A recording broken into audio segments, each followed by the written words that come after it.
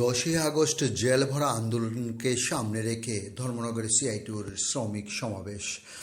শ্রমিক স্বার্থবিরোধী 4টি শ্রম কোড বাতিল, শ্রমিকদের অধিকার রক্ষা এবং 11 দফা দাবির সমর্থনে আজ বৃহস্পতিবার উত্তর ত্রিপুরার ধর্মনগর নেতাজি মূর্তির প্রাতদেশে centre of Indian trade union এর উদ্যোগে এক শ্রমিক সমাবেশ অনুষ্ঠিত হয়। এই একই সঙ্গে আগামী 10ই আগস্ট দেশজুড়ে ঘোষিত জেলভরা আন্দোলন সফল করার আহ্বান জানানো হয়। সমাবেশে প্রধান বক্তা হিসেবে উপস্থিত ছিলেন রাজ্যের বিরোধী দলের নেতা জিতেন্দ্র চৌধুরী। তিনি কেন্দ্র সরকারের শ্রম নীতি ও নতুন শ্রম কোডে তীব্র সমালোচনা করে বলেন, এই আইনগুলি শ্রমিকদের অর্জিত অধিকারের খর্ব করা হচ্ছে। শ্রমিকদের ঐক্যবদ্ধ আন্দোলনের মাধ্যমে এই নীতির বিরুদ্ধে প্রতিবাদ আরও জোরদার করতে হবে।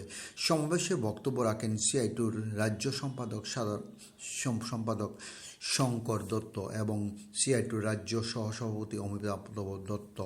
বক্তারা শ্রমিকদের ন্যায্য মজুরি, সামাজিক সুরক্ষা, কর্মসংস্থান বৃদ্ধি, বেসরকারীকরণ বন্ধ সহ 11 দফা দাবি বাস্তবায়নের আহ্বান জানান। পাশাপাশি আগামী 10ই আগস্ট দেশব্যাপী জেলভরা আন্দোলনের সর্বাত্মকভাবে সফল করার জন্য শ্রমিক কর্মচারীদের বৃহত্তর অংশগ্রহণ আবেদন জানান এই সমাবেশে। ডিউ রিপোর্ট, খোয়াই টাইমস বাংলা।